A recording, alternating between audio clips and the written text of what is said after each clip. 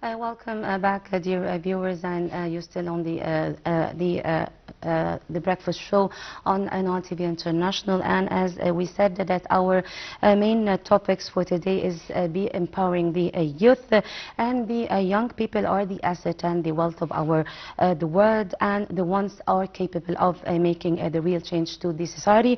And to shed more light on this issue, we are most delighted to be joined by our prominent desk Dr. The guest, Dr. Muhammad Hamza, the Council of Egypt at the United Nations. A very good morning to you, Dr. Muhammad. Morning to you. It's a pleasure having you. Pleasure is all mine. Can you shed more light on the role of the youth on both the social and the economic development in the country, in Egypt? Yeah, actually, when we talk about the youth development, it started, let's say, in 2016, yes, when President Abdel Fattah al-Sisi have announced that it's the year of the youth. And then the strategy had been built at that year. We can talk about 10 years ago, 1 decade, that in Egypt we have seen that there is a development have been done to the youth in the generations. Because the main challenge at that time for us to empower the youth, or to make them involved in the political life or the leadership positions, it was how you can train them, how you can educate them. Because for years the youth, they was not in the front or the second or the third lines in the leadership positions in Egypt. So here was the challenge. And in 2016 there was an idea. That idea is to make a conference and to sit with the youth, check what are the problems, what they are aiming to have in the future, what is the hope, and a lot of things. The World Youth Forum that was adopted by the yes, United Nations. Correctly. The World Youth Forum in the beginning, it was look like an idea to President Sisi, and we thank him for his motivations and for his role to take the youth from a country they was not looking to them, to a country now giving them the chairs. So in 2017, when we launched in Egypt the first time that the World Youth Forum, it was a big challenge, because it was an idea to put a youth from a young people from the whole planet and bring them to Egypt and let them talk together and just put the advisors and the principals and check what they want to do for tomorrow. It was a huge challenge at that time, sure, but we succeed. 2017, and then 2018, 2019, 2020, for 4 years we have making achievements and outcomes for the youth in the education, in the sports, in the political, in the economy, for the entrepreneur, for the business opportunities worldwide. It's all connect to Egypt. It's become a hub. And in 2022, the United Nations have adopted this forum to become as an international brand under the umbrella and the foundation of Egypt, which is a huge step for Egypt. A huge step for supporting the youth. Something, and of the course, United Nations has adopted it, and then the whole world. When you talk about the countries and our travels, we meet a different generations. They know that there is something called the World Youth Forum have been launched from Egypt, and Egypt is giving and empowering its youth. And here we talk about there was a challenge in 2017. Okay. Because returning to your first question, how this development happened, the leadership, President Sisi and the government at that time, we have a national strategy to 2030. And the national strategy in 2030, it's empowering the youth and the women in Egypt. How you can empower them and give them the chairs and give them the position to be a decision maker without education. Not education as education, no, education to the political and to lead. Raising the awareness. Awareness, yes. So the idea come in establishing the National Training Academy in 2017. And National Training Academy, it was look like a dream, because when we talk about the last 70 years, 100 years, and we talk about our country, the leadership when we talk about the president or the king in the past, or the ministers, or the prime minister, when we talk about the people in the leadership, there was a huge gap between them and the youth. And let's face it, that was the fact. Even the youth, when you talk to them, and we had a lot before meetings and dialogues with them, they have a rejection before. They don't want to hear anything when you say a government, they don't want. But from 2016, they saw them friends, their thoughts and their thoughts ideas, and they saw that there is an administration is looking to them. So opening the National Academy for training. This National Academy, since it's open in 2017 up to 2026, over than 500,000 youth and young people have been trained and graduated. Okay. And over than 12,000 in this 10 years have taken positions in the government. Okay. Early week, the previous week, I was just listening to one interview in the TV with the governor of Bani Suef.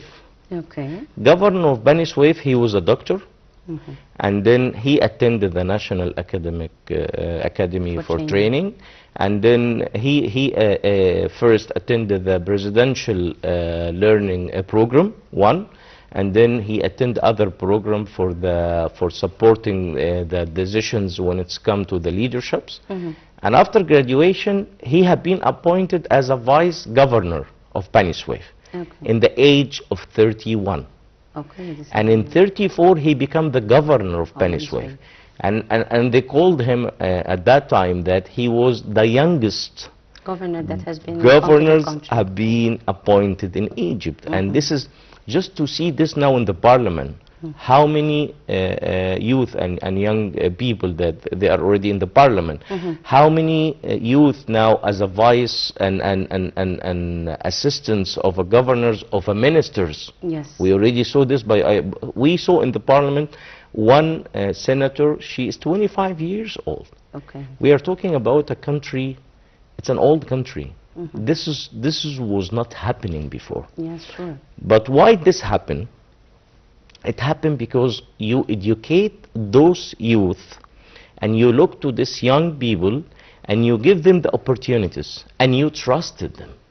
This can bring me to that we can ask, this can boost the participation of the youth in the political life in the country. How can we do this? We can do this by open the range more wider. Okay. Because when we talk about 10 years, when you talk about any business project, for example, let's take it like that. And then you make a project, and then in the first 10 years, you inject this project, and then you supervise it, and then you see the outcomes and the challenges and all of that. And raising the awareness of the youth in general. Yes. So you already complete one decade. So the next decade, as by my own perspective, from 2026 to 2036, we need the generations to lead in a real bags of positions. We need those generations which now the country and the president himself give them the opportunity, educated them, give them the chances, and they achieve and they prove that they can lead. We need now to make, when we talk about the political life in Egypt, there is a parties, political parties, there is an associations, there is the civil society. We need all of them to be combined by injecting them, the young people, not just to talk about it in a line of we want. No, we want now them. So what are the challenges facing the Egyptian youth in general and facing their political participation in Egypt, in your point of view? In my point of view, the challenge is wide. Okay. Because when you talk to the young people or the youth about not just to take a jobs in the government, because no one now in 2026 is looking for that. Most of the youth is looking to be as an entrepreneur, is to open his own business. Now everything is digitalized, but when you talk to them challenges, the rejections. Okay. Inside the youth, the rejections. Okay. They reject. They don't follow. They always reject. But now I can see 50% of the youth in Egypt is supporting the development and the sustainable development in our country. And I can see now there is an associations on the ground. They look like Takaful Karama, look like Haya Karima. There is a lot of programs. Who made these programs? It was an idea. It had been adopted and sponsored by the President Fattah Sisi and by the government. And who make it happen? The youth. Who go to the villages, who develop it, who go in those in needs, who make the forms? The youth. So I am seeing now them, they are entering, but not as how they're supposed to be. Because when you talk about the population percentage, the youth in Egypt is 45%. Okay. You are talking about a young country. When we travel to Europe or when we travel to Asia, those countries, the youth numbers is lower than 15%. Okay. So you are a strong young country. You have a generation. According to the general population, I of think course, it's, of course. ratio number. This is the last number in 2025. So if you give this youth a wide range of participations, Okay. and you as the government is doing that. But for me, to break the ice and to give more opportunities, private sector. Private sector, as I see, because everything we relied on the government, and this is not the time to rely on the government. This is the time is to see the society, the political parties, what is your role, what you are giving to them. The private sector, the mega companies, the medium enterprise, what you guys did to the youth. It's not about jobs, it's about participation. What are the programs you done for the sustainable development? There is a lot for this as a private sector and the social society to attract youth in programs now in the country. Yes. Dr. Mohammed, also we can shed more light on the social media affect the awareness of the youth regarding the causes not only for the homeland but only in the whole world, and how to raise the political awareness through the social media or encompass with the social media. Yeah, social media, as you know and we all know now in 2026. I come here in this studio in 2015 and I talk to most of here is my friends. I talk about at that time in 2015, I told them after 10 years, social media will be the power. Whoever want to have a decision, whoever want to have a community. It's the soft power of the soft power of the word now. Yes. Yes. Before it was the media, the news, the newspapers, and all of that. But now it's the social media. Social media, when you talk to the governments worldwide, the central intelligence in the governments worldwide, social media is look like 65% the loop of information to them. Okay. They monitor everything in social media. Not the platforms, social media. Social media now is everything in our life.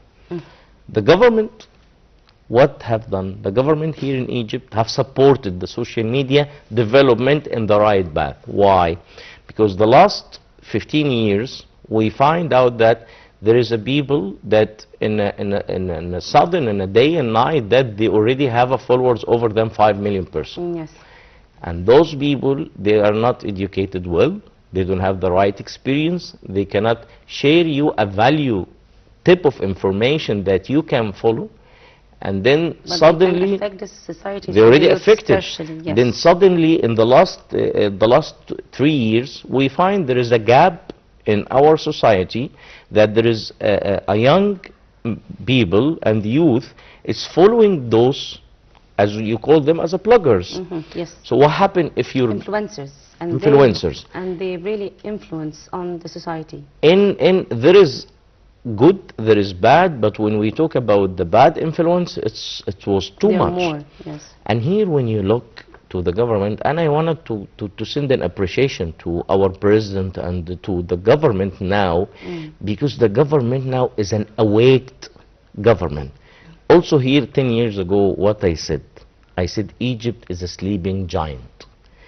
It needs a government feel and give the right message to uprise. And that's what happened in the last 10 years. Okay. You have a government now act in every single piece of information. They don't leave it. And you see the last year, they control this social media. By how? By categorize it, by those people who is giving or influencing our community in a bad messages or a bad information that the followers is using, they stop it.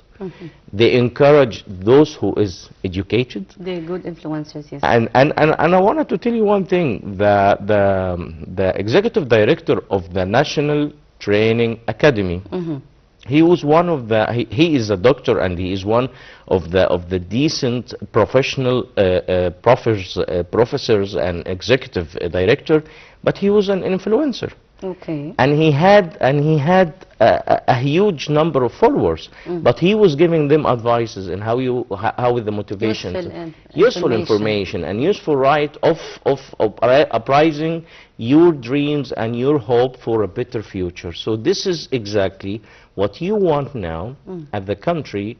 And when we talk about the social media, exactly, you need to put a people and educate a people that they can be the right influencer and the right people that you can follow. And I'm not talking about Egypt, I'm talking about the worldwide.